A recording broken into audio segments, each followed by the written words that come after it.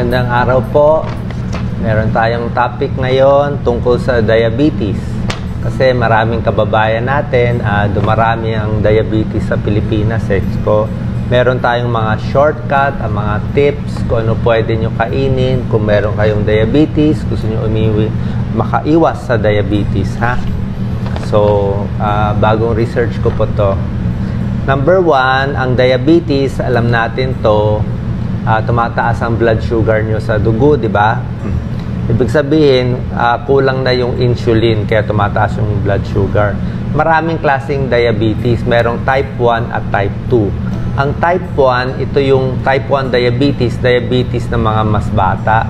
Ibig sabihin, talagang hindi gumagawa ng insulin yung katawan nila at kailangan nila mag-injection para makontrol yung blood sugar at mabuhay. Ang type 2 diabetes, ito yung diabetes ng mga edad 35 pataas, ha? So ito po yung mas pangkaraniwan na mga diabetic. Ito yung mga diabetes na dahil sa kinakain nila, kulang sa exercise, masyadong matataba ang kinakain. So yung type 2, ito yung maiiwasan natin. Yung type 1, ito yung medyo hereditary. Ano yung mga level of diabetes? Kung meron ka na bang diabetes o wala pa? Magpapacheck po tayo ng fasting blood sugar. Okay? Pag normal yung fasting blood sugar nyo, blood test lang yan, kadalasan ang normal ay below 100 Yung iba 100, yung iba 105. Basta makikita nyo naman sa lab result, pag normal, ibig sabihin, wala kayong diabetes. Pero pag ang resulta nyo, kunwari ay 105 hanggang 125. Pag ganito ang result ninyo, ibig sabihin, pre-diabetes po yun. Ibig sabihin, malapit na, papunta na sa diabetes, pero hindi pa tumutuloy. Parang mild or early diabetes, hindi natin ito masabi, pero borderline yan. 105 to 125 na result. Pero pag lumampas na kayo sa 126 milligrams per DL, 126 and above, ay diabetic na talaga yon. Tapos pag yung ihi nyo nilalanggam na, ay diabetic na yon. Pero kahit hindi nilalanggam, pwedeng diabetic. Tapos yung ihi, pag chinek yung ihi, meron ding asukal. Pag may sugar na sa urinalysis, diabetic na yun, ha? Sa Pilipinas, pataas ng pataas ang may diabetes. Ang sabi nga sa news ay epidemic na daw sa Pilipinas. Sa Pilipinas lang, ha? Sa ibang bansa, marami pero hindi ganun karami. Dati, ang may diabetes sa Pilipinas, mga 4% lang eh. Alam mo, ganun na, 4% ang population. So, mga ilan yun? 4 million. Ngayon, 10% na. So, biglang dumami, milyon. Ano ang sintomas ng diabetes? Yung, kung malala na. Kung hindi pa malala yung pagtaas ng blood sugar, baka wala kang sintomas mararamdaman.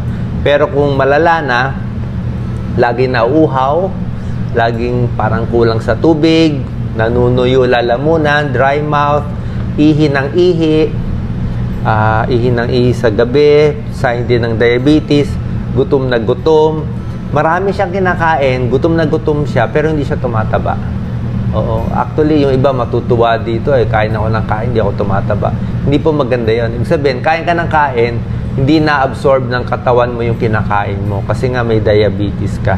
So, weight loss, pagod, fatigue, lagi kang pagod, irritable, nanlalabo ang mata. Kung nanlalabo ang mata, ano na yun, komplikasyon na yun ng diabetes. Hindi gumagaling ang sugat, lalo na yung mga sugat sa paa, medyo malala na yun. At isa pang sintomas ng diabetes, yung laging may infection. Infection sa ihi, infection sa puwerta, sa babae, infection sa balat, hindi gumagaling. Yan ang mga senyales ng diabetes. Paano tayo iiwas? Merong magandang study. Itong pag-aaral, National Heart, Lung, and Blood Institute in Bethesda, Maryland. 10 taon pinag-aralan yung mga may diabetic. Okay? 5 ways para bumaba yung diabetes. Pag ginawa mo daw itong 5, ay makokontrol mo siya. Number 1, dapat hindi ka overweight. Yung timbang talaga, nasa timbang lahat eh. Pag overweight, na doon na talaga ang problema, malaking bilbil. So, Pag ma-achieve mo yung normal body weight mo, yun ang pinakamaganda. Anong normal body weight? Dapat yung waistline ng kalalakihan ay dapat 36 inches. Kung kaya nyo 36 inches lang ang pagsukat sa tiyan po, hindi sa saan ba to? Sa may sinturon, ha? Mali po yun. Tunay na pagsukat dapat dito sa belly button, sa pusod, di ba? Sa pusod. Pag 36 inches sa lalaki, pwede pa. Okay? Pag sa lalaki, 36 to 40 inches ang tiyan, yun overweight na yun. Overweight. Tapos, pag lampas ka ng 40 inches sa lalaki, ito pang Asian countries to, pang Asia. More than 40 inches, obese. Obese is sobra taba. Okay? Sa babae naman, ang cut-off natin, 31 inches. Pag 31 inches ang tiyan ng kababaihan, yan ang normal o mas maliit. Mas mataas sa 31, overweight. 31 to mga 35, overweight sa babae. 35 and above, obese na sa babae. So, number 1, body weight. Number 2, pinaka-importante, tigil sigarilyo. Okay? Ito talaga sigarilyo talaga ayon sa pag-aaral, Oo. Pag hindi daw naninigarilyo, mas hindi nagkaka-diabetes. Or tumigil na sila ng paninigarilyo nila ng 10 taon, hindi na daw tinatamaan ng diabetes. Mas hindi tinatamaan. Ayon dito sa libo-libong taong pinag-aralan sa Bethesda, Maryland. Pero kung naninigarilyo ka, nakakasira ng paa, nakakasira ng ugat. Tapos may diabetes ka pa, nakakasira ng paa, nakakasira ng ugat, madediretso tayo dyan sa bypass. Mga sakit talaga, maoperahan tayo ng di oras. So, smoking talaga matindi. Pag sinabi mo pa sa diabetes, deadly. So, 1, body weight. 2, don't smoke. Number 3, kailangan galaw-galaw talaga. May exercise talaga. Yung taong nag-exercise palagi, makikita naman nila, sinasurvey sila. Yung laging nagja-jogging, naglalakad, akyat baba ng hagdanan. Kahit medyo hinihingal kayo, okay lang. Sasabihin, Doc, hinihingal ako Mag-exercise kayo hanggang doon sa hingal mo. Yun ang secret. Hindi porke may sakit ka sa baga o may sakit, kahit sa mga may sakit sa puso, kundi naman sumasakit yung dibdib, hanggang doon sa kaya mo. Mas matanda tayo ngayon sa mga may edad, katulad ko, middle age, di ba? Medyo hapu na tayo, okay lang yon. Kahit hapu kayo, maglakad pa rin kayo. Hanggang doon sa hinahapo kayo. Pag hinapo na kayo, pahinga. Tapos, lakad ulit, pahinga. Mas maganda yung pagod ang katawan, yung nag-exercise, kaysa sa hindi nag-exercise. Kasi, maganda nga blood circulation Kaya, number 3 tip, be physically active. Yung mga taong laging nagtatrabaho sa bahay, sila yung normal blood sugar. Okay? Number 4, iwas daw talaga sa alak. Okay? Ayaw nila yung alak Pag umiinom daw ng alak, kasama na daw yung ibang bisyo. Magkakasama daw to. Ito, ayon sa pag-aaral kasi libo-libo pinag-aralan nila Pag umiinom daw ng alak, kasama na sa kumakain ng matataba, kasama na yung sigarilyo, alak, sigarilyo, partner nila yon. Kasama na rin yung ayaw mag-exercise kasi uminom ng alak. So, yun po nakita nila. Yung mahilig sa alak, unhealthy kumain, puro matataba, naninigarilyo, walang exercise, lagi nilang nakahiga. Kaya nga, avoid alcohol. Magkakasama kasi yun And number 5, para makaiwas sa diabetes, pipiliin po itong mga masustansyang pagkain. Yung pagkain talaga ang malaking epekto. Okay? Ano mga pagkain? Ililista ko na lang yung mga okay o hindi okay. Yung mga okay na lang, Pwede nyo kainin. Sa kanin, konti lang. Diba? Ang kanin talaga kalaban Hindi na pwede yung mga only rice o kahit mag-only rice kayo siguro 2 cup. O sige, pagbigyan ko kayo, dalawang dakot o 1.5. Pero kanin talaga yung kalaban So, pwedeng konti lang yung kanin, dadamihan mo yung ibang gulay. Kung gusto nyo ng kanin, pwede brown rice, mas mahal lang. Tinapay, kailangan mga wheat bread, mas mahal lang. Sa patatas, pwede ang patatas, pero baked potato. Baked potato. Spaghetti, pwede konti. Spaghetti. Alam nyo, ano yung matatabang, yung matatabang noodle, Mami, egg noodle, Mickey, yun, matataba. Kaya oily, kaya malasa itong mga egg noodles, eh, di ba? Mas matataba. Iwas na lang or bawas lang. Pagdating sa protina, sa karne, pipiliin yung bake, broiled o grilled lang. Inihaw na karne. Huwag lang sunog, ha. Tapos, pag gusto po ng karne, piliin yung tenderloin at sirloin. Tenderloin, sirloin cut. Mas konti ang taba, eh. Sa turkey, pwede ang turkey. Kaya mahal ang turkey. Sa queso, low-fat cheese. Pag sa manok, masarap yung balat ng manok. Kaya lang, yan ang deadly, eh. Yung balat ng manok, nandun na lahat ng oil, di ba? May breadings, may oil, di ba? Wala, eh. Fast food. Pakonti-konti na lang, sayang di ba matatapon, eh. Kaya lang, yun lang po. So, chicken, kung kaya nyo walang balat, bigay nila sa mga bata. Total, mahaba pa ng buhay ng mga bata. Tayo matatanda, ano na lang, laman lang. Sa isda, bake, broiled, steam, o grilled na isda. Pwede rin. Tofu, pwede ang tofu. Hindi bawal. Tokwa, tofu, beans, pwede po yan. Hindi bawal sa arthritis. Sinabi na nga ni Doc Lisa, hindi bawal. So, ito yung mga okay. Ha? Ang not okay, alam nyo na, bacon. Diba? Prito, purong prito. Fast food, puro prito. Ribs. Masarap ang ribs, diba? Yung baked ribs. Ang ribs mataba, eh. Kaya masarap, eh. Pagdating sa prutas, ito ang pipiliin natin. Mas healthy po yung fresh vegetables, yung steamed vegetables, pwedeng grilled na gulay, yan. Cucumber, cabbage, repolyo, pwede lahat yan. Pagdating sa salad, gusto natin suka lang ang sausawan. Sanay ba po kayo? Pag salad, suka lang, ha? Sa prutas, pwede ang prutas, pa konti-konti. Fresh na prutas. Pag gusto nyo ng mga palaman sa tinapay, yung jam, tsaka preserves, pwede konti-konti lang. Yung mga strawberry jam, konti lang kung merong low sugar. So, yan. Gulay, fresh, steam, sa salad, suka, at prutas. Ito yung bawal. Ang bawal or babawasan, sige, hindi ko na sabihin bawal, babawasan, yung mga pickled. Di ba yung mga pickled vegetables? Misa sa Japanese restaurant, pickled, sobra alat. Yung nasa lata. Pag nasa lata, maalat na rin. Yung buttered vegetables. Di ba? Sa mahilig tayo sa restaurant, may gulay nga, pero puro butter naman nilagay. Di ba? Hindi rin healthy.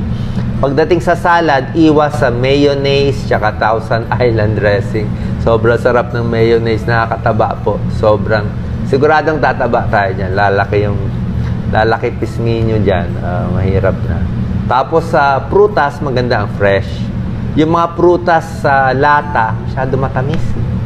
Puro asukal na yun, eh. Halos nawala na yung prutas. At yung mga raisins, bawal ang raisins. Yung malilit na raisins, pampataba kung gusto nyo. Isang maliit na raisin, yung butil na yon, parang isang grape siya na malaki. Yung grapes na malaki, tanggalin mo yung tubig, magiging raisin. So, kaya siya ang tamis, eh. Pagdating sa inumin, ito, napakahalaga, tubig lang. Ha? Walang excuse. Mag-aaway lang tayo dyan. Sasabihin, Doc, pwede bang juice? Sinabi nga tubig, eh. Pwede bang iced tea? Sinabi na nga tubig lang, eh. Pwede bang soft drinks minsan o kape? Sinabi na nga tubig, eh. Diba? Pwede bang diet soft drinks? Tubig pa rin. Ang sagot lagi tubig. Diba? Wala excuse, eh. Kasi yung iba magaling lumusot, eh. Tubig talaga, pampapayat. Hindi nakakataba ang tubig, ha. Hindi nakakataba. Maiihi mo lang yan, eh. Ang nakakataba, yung iced tea, soft drinks, kahit mga juices na maraming sugar po yun. So, sa prutas, pwede rin ang prutas, pero yung mga pipiliin mo lang, apple, pear, siguro suha, pwede. Saging pa konti-konti sa diabetes, pwede.